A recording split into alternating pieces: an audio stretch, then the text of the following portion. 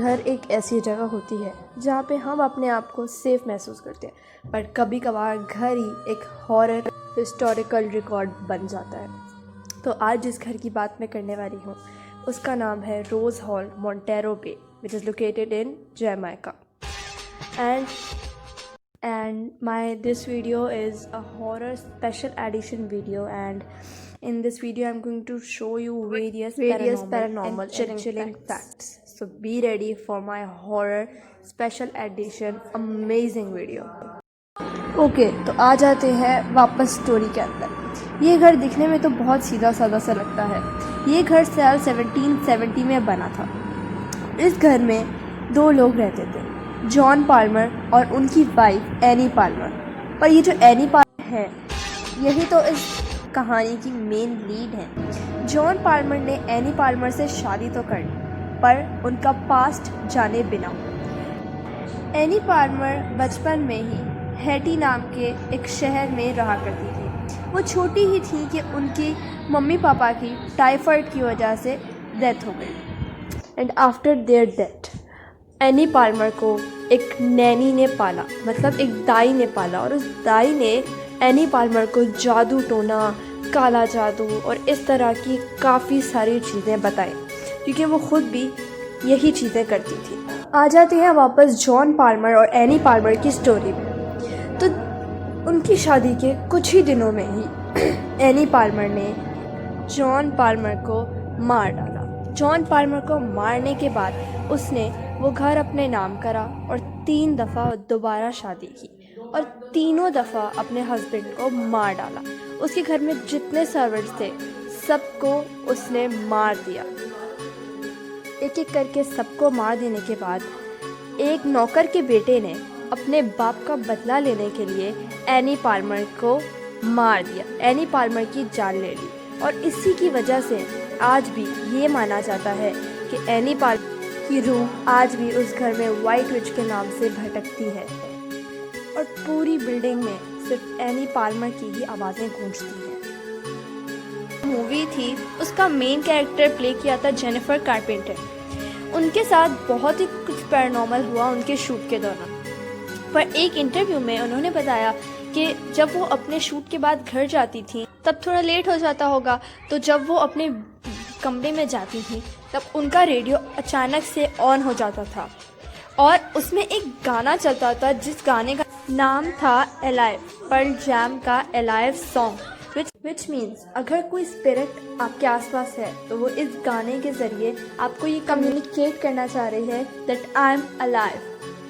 और इसी के साथ साथ उनके साथ तो बहुत ज़्यादा चीज़ें हुई थी ऐसे पैरानॉर्मल, क्योंकि उनकी शूट की जो फिल्म है that was actually very horror.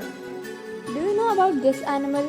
वैसे तो एनिमल्स काफ़ी हद तक क्यूट होते हैं, but this is the most haunted animal with a horrible face. इसका साइंटिफिक नेम है डोबेंटोनिया मैडागास्करेंसिस और इसका जो ओरिजिनल नेम है you can see on your screen.